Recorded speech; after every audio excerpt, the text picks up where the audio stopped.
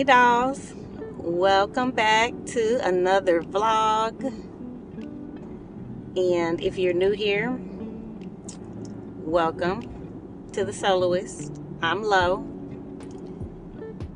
and I'm happy that you're joining me. So dolls, I am headed to the grocery store. I think I did pretty good because the last time I was at the grocery store was I think about 2-3 weeks ago. And so I'm heading back. I've got my list, and I really want to go to Costco because I need paper towels, and I like to get my paper towels from Costco, but I don't really need anything else like big and bulky like that. Does that make sense? So I'm gonna play it by ear. I don't know if I'm gonna do a run just to Costco to pick up some paper towels. I mean, I still have a few rolls, but like 3 rolls. And I've been going through paper towels a lot more since my son is living with me now. Whereas before, I could buy that big old thing of paper towels, yeah, and that would last me like 9 months. Easy. So anyway, I'm gonna hit up Aldi, and I'm gonna hit up, is it Aldi or Aldi? I say Aldi. And I'm gonna hit up Kroger, and then there is this model home community that's like right next to Kroger. So I think I'm going to hit that up. Oh my goodness, y'all, I forgot the bags. I set them right by the door, and I forgot them. So I'm about to turn around, go back to the house. Good thing I didn't get far, huh? Go back to the house and get the bags. How many of y'all, do y'all leave y'all shopping bags in the car? I know my mother does. She will take her groceries out, and as soon as she takes them out, she goes back and puts the bags in the car. I never remember to do that. When I take my groceries out, I usually just throw the bags back in the pantry where I store them. But then a lot of times I end up doing this, having to go back. Usually I don't get out of the subdivision. Usually I turn around and look at my back seat to make sure, like, sometimes it kind of jogs my memory if I turn around and look at the back seat. And I usually get out and run back in the house. But this time I got all the way out of the subdivision, y'all. So I'm gonna head back in and do that. So yeah, I went to the dentist last week to get my teeth cleaned, and I got some disturbing news. So I have low vitamin D, and my bone density is affecting that. And I never thought about like the bones in your mouth, you know, your jawbone and all of that. So I guess it has affected that as well. I already have 2 implants. I've had those for years. Got those in the military. And I had a bone graft done before getting the implant on one side. Well, now I'm losing the bone, and so the tooth next to the implant is now loose. And so much so the dentist didn't want to even do my cleaning. Like, he was like, no, we need to refer you out. And he was showing me, you know, you could see that it's loose. You could touch it and see that it's loose. So he put in for the referral for me to see the periodontist. And I'm hoping that everything goes well. I'm sure it will. I'm sure it will go well. But in my backup plan, I have already started looking at dentistry in Turkey, because I heard Turkey has state-of-the-art dentistry at an affordable price. And so I've already looked into that. It wouldn't be this year, obviously. Maybe next year. If I could stretch it to the following year, to 2027, that would be perfect. But I don't know that I can do that because the tooth is really loose. And if they're not wanting to clean it, you know, that I can't go that long. So anyway, how many of you guys have experienced or know someone that has done dental treatment over in Turkey, let me know. Help a sister out. But I'm sure everything will be fine. But I was looking at it like, ooh, if I have to go to Turkey, that's a whole vacation too. So, and I just can't, I love to smile. I wore braces for 5 years, dolls. And I had all kind of contraptions going on in my mouth with those braces. So, I love to smile. And I love to eat, right? So, you got to get that done. That's a priority. But anyway, I'm back at the house. I'm going to run in here and get these bags, and I'll be right back.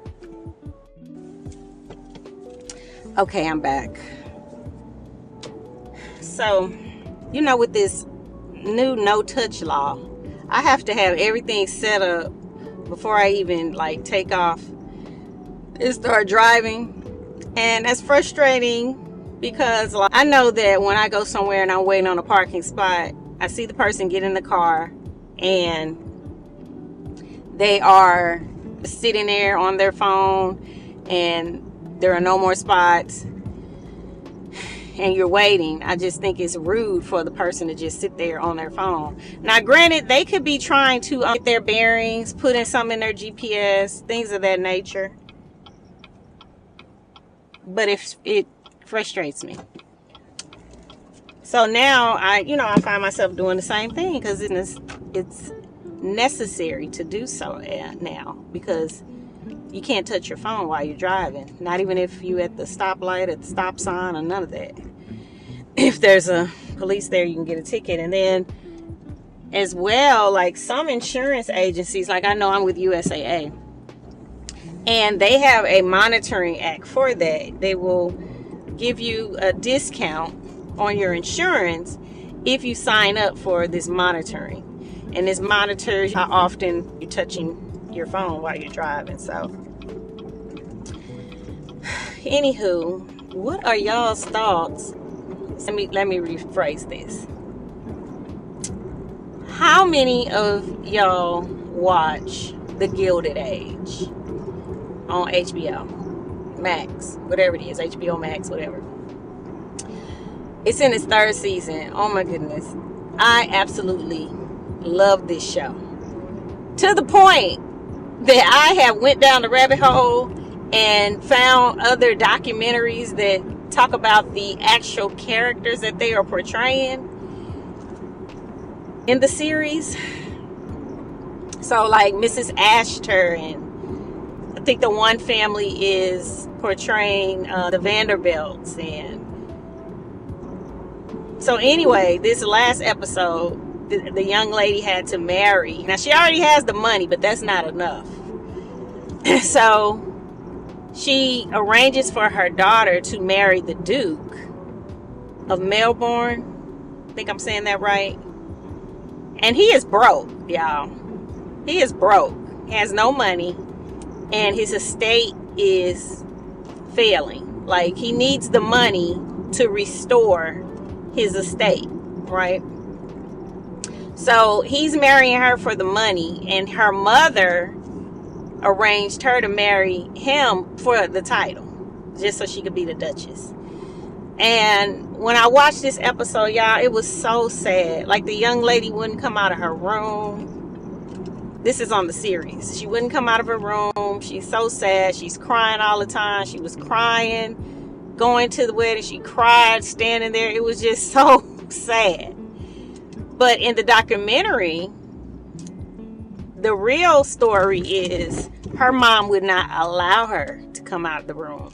As a matter of fact, she had a footman at her door to make sure that she stayed in her room and couldn't run away.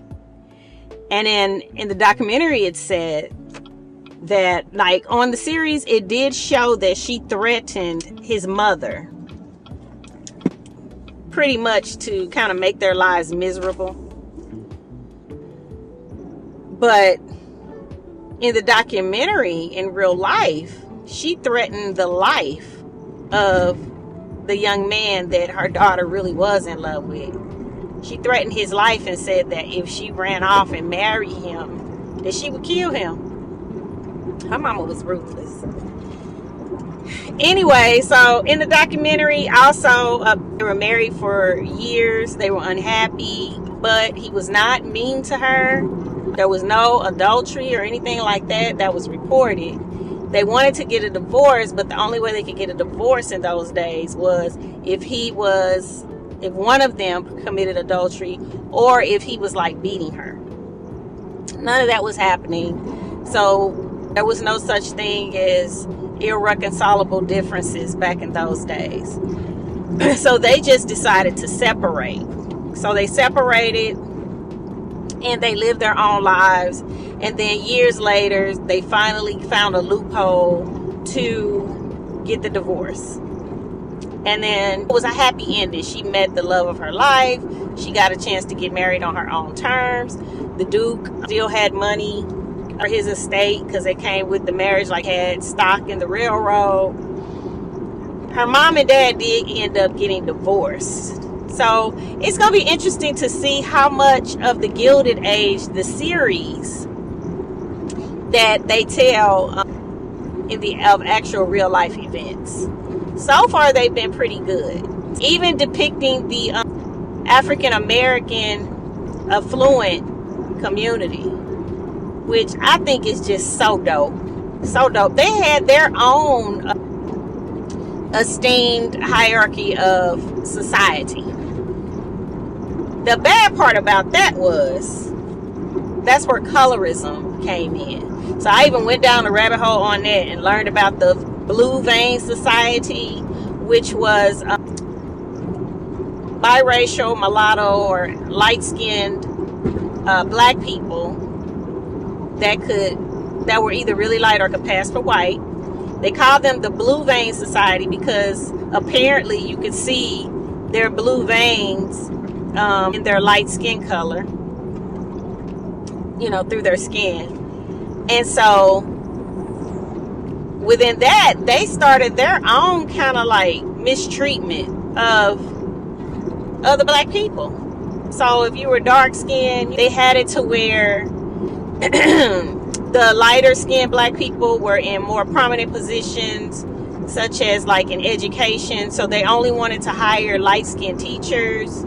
Anything that where you were in a position of show, you were in the public eye, they wanted the light skinned people in the front lines and the darker skinned black people behind the scenes. And they were saying that the reason was because that the lighter skinned people were smarter than the dark skinned people. So, I mean, it's just a whole thing. Like, I was just surprised, like, come out of slavery where everybody gets treated, like shit. And then we get a chance to have our own, society and our own banks, our own schools and things of that nature. We're free, right? And then they want to say, oh, well, that's only for us, light-skinned people, not y'all. Yeah. And what's also funny is documentary that I was watching about that they told a story of a few ladies that were talking about, they were black, light-skinned black ladies, and they were talking about other black ladies that were of darker skin complexion in the presence of white women, and the white women laughed at them for doing that because they said, all of y'all are black. Do you think that because you're a lighter skin tone that you're like us, meaning like the white people? And they laughed at them. So, but anyway, if y'all haven't checked out the Gilded Age, go check it out. It is so good. And then even from there, check out the documentaries, that's telling the actual true story of what was going on during that time. Because let me tell you, it is giving what they are trying to do to America now, like trying to turn back the hands of times and take us back to those days. It is giving that, which, yeah, no. But anyway, I'm going to turn on a podcast while I mosey on down the road to the store. I'm probably not gonna record while I'm in the store because I just want to get in there and get out. Like, I want to focus on what I'm getting and get out. But I will you along if I stop by this model home. I mean, it doesn't have the 1.5 and 1 acreage lots and 7,000 square feet in the home and all of that. But I'm thinking that maybe I might find my dream home in one of these models. You can always put it on land, right? You know, always still have the acreage of land. But maybe I don't need all that grandness, that big old, just either empty space or just, yeah. Y'all know what I'm saying. Y'all know what I'm saying. So anyway,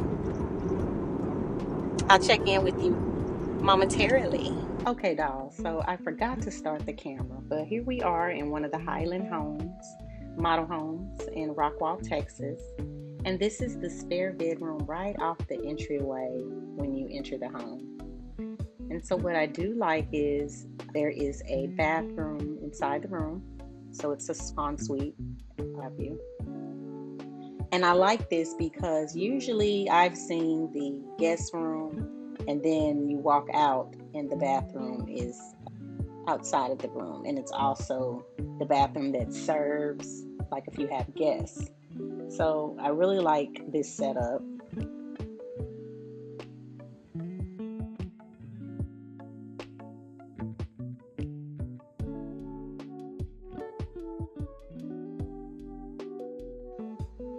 So coming outside the room, I'm showing you now the entryway and the big beautiful doors. I love that. But right off top, I'm noticing that while these are, I believe she said, 13-foot ceilings, I really like the higher elevation ceilings that are in the other home. And so as you walk down the hall, they have this little, I want to say, maybe it's a entertainment area or a theater room or what have you.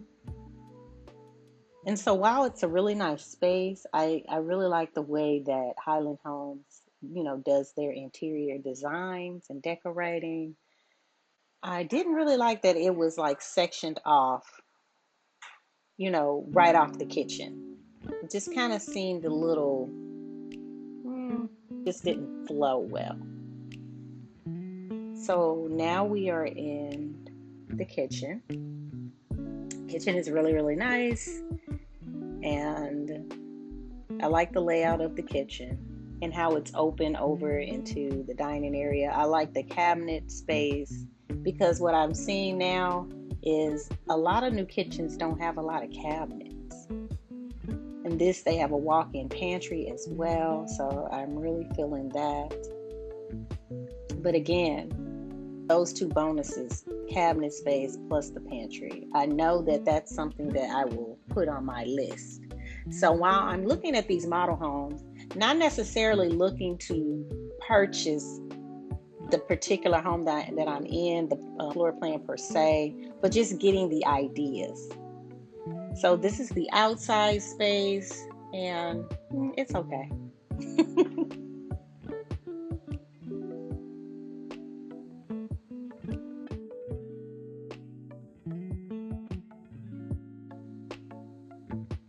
So another thing that I'm noticing is I don't like when all of the bedrooms are on one side of the house. I want to set up to where my primary bedroom is separate from the other bedrooms in the house. And when I have guests or my children come and visit, that they have like a wing, if you will, and I am separate from that.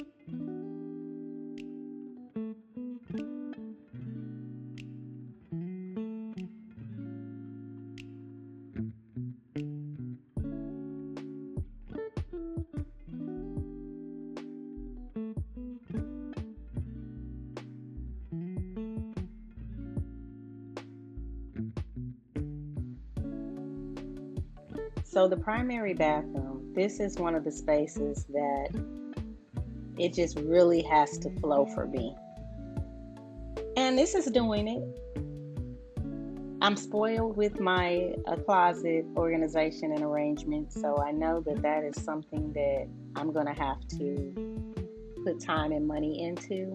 But this is a nice size closet. And I really like, the way the bathroom is set up.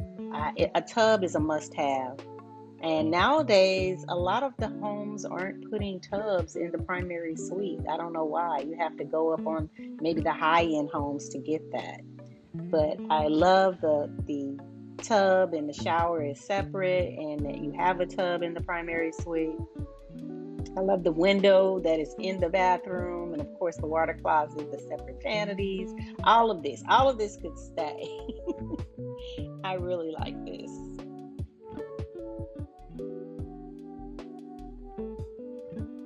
And right here, I'm pointing out, how they framed the shower. That was a nice added touch. Again, Highland Homes, like their design, interior design, they do a fantastic job, in my opinion. And the lightwood floors, that's another thing that, I would say that I fancy versus the darker colored floors. It just makes the space, to me, more bright and airy. And I don't know. I know that's a personal preference because the darker woods are nice as well, but I just really like the light woods. And so these are the additional bedrooms. In my case, will be the spare bedrooms, and they're a pretty nice size as well. But again, as I stated earlier, I really like when the plan has the primary suite on one side and then have the other bedrooms on the other side of the home. So, and I don't like the way that I recorded this, dolls. I'm sorry about that. I did it in a vertical instead of horizontal layout, and so I'll do that better next time. But thank you so much for watching, and I'll see you in the next video.